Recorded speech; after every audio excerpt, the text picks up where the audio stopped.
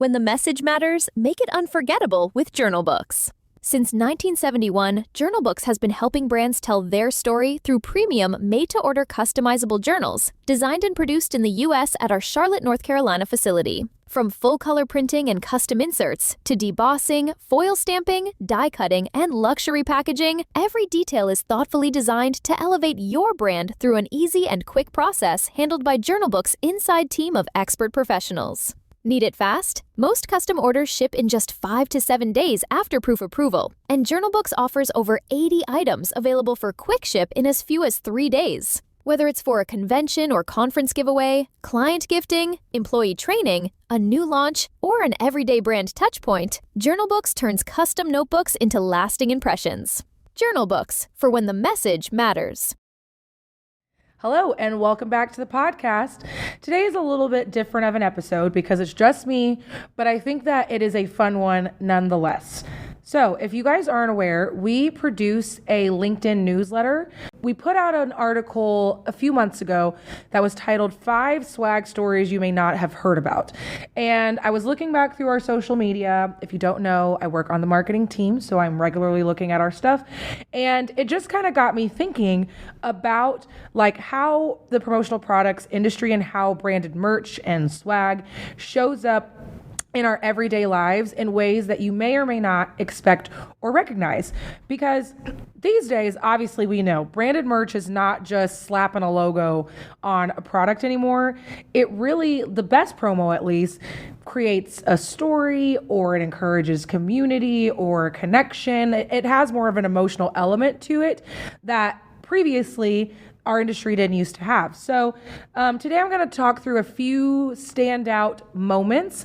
And of course, I will link to that episode in our episode notes, or I'm sorry, I'll link to that newsletter in our episode notes so that you guys can read a little bit more about some of these exciting swag stories. But whether these campaigns were intentional marketing genius or they just kind of took on a life of their own, they all prove the same thing, that people remember experiences tied to promotional products. So, for one, talking about why certain swag goes viral. If you think about it, think about some of these big brands. There have been brands that have been able to create lines wrapped around the corners for exclusive drops for something that's relatively simple: a t-shirt, a water bottle, a bag. If you guys aren't familiar, Trader Joe's has tote bags, and it is a tote bag. It is a pretty basic tote bag at best. They created so much hype around it that people were literally camping outside of their Trader Joe's stores just to get that bag.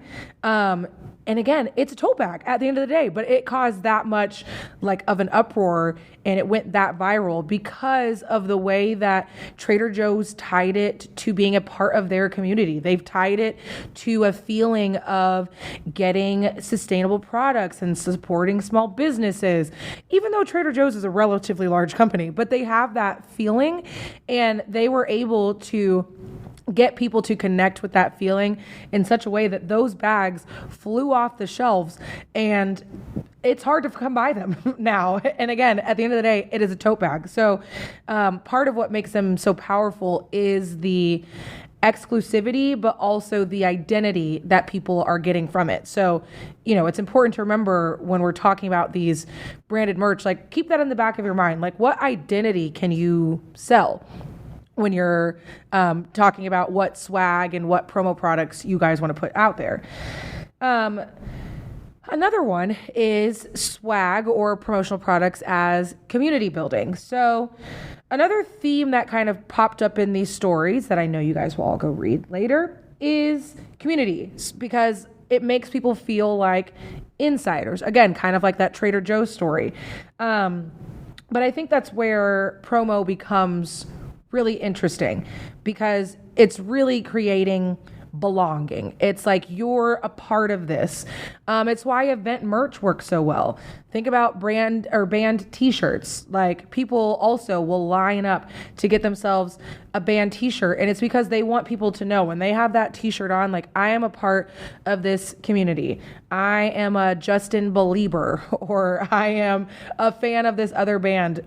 Like it's adding that piece of belonging. So again, it's a moment that maybe doesn't seem so overt. It may not seem like it is promo and promo industry, but at the end of the day, it is, and it's really powerful, and it's why this industry has exploded in the way that it has. From an industry perspective, it's why our distributors are uniquely positioned to help our clients understand that. Like, as a distributor, it's our job to make sure that our clients realize that I'm not just trying to sell you a product. I'm trying to get you that community, that belonging. I'm trying to help you use promo as a means to get people to connect with your brand. And that's what's most important. And I think that's where distributors can really uniquely set themselves up, is going from just someone who is helping them source a product to someone who is really helping them grow a brand and be an integral part of their marketing strategy. So another part that stood out to me in this article is kind of the unexpected success stories, like how unpredictable the success can be. There is stories of, again, where the community actually is who made it become so viral and made it drop. Like there's a story on there of a company who kind of created a piece of merch, and it really connected with the audience in such a way that they thought they were just doing a small run and that they were just going to do this for this limited edition drop. Nope. Went huge. People loved it, and it ended up becoming an integral part of the brand.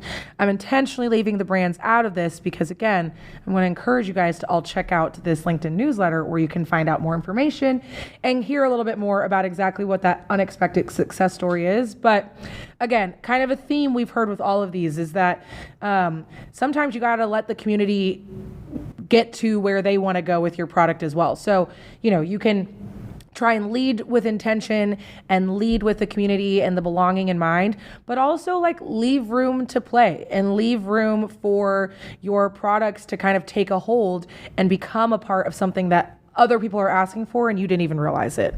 So what distributors can take away and learn from this are a few things. First, emotion matters more than the item itself. Again, people want to feel something. They don't just want a water bottle anymore. They want a water bottle that has a sustainability tie to it, that makes them feel connected to doing something good or greater for other people. Also, limited or exclusive items tend to create excitement. So maybe consider doing a short run of something really small. It can help add to that exclusivity, that excitement, and generate buzz for this product and help inform which products you want to do limited runs of in the future. Third, people want products that they'll actually use or wear or talk about. So again, we've seen this in the industry altogether, but just make sure that there's really a focus on usability. We're not just putting out products just to put out products. We're really tying it into our customers and our clients and what they are actually wanting. And lastly, promo works best when it's a part of a larger story or experience. When people can feel like they're a part of something bigger than themselves, that's when the best promo succeeds.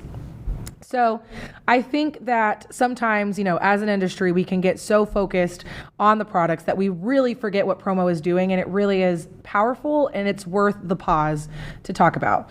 And it creates connection, it creates memorable moments.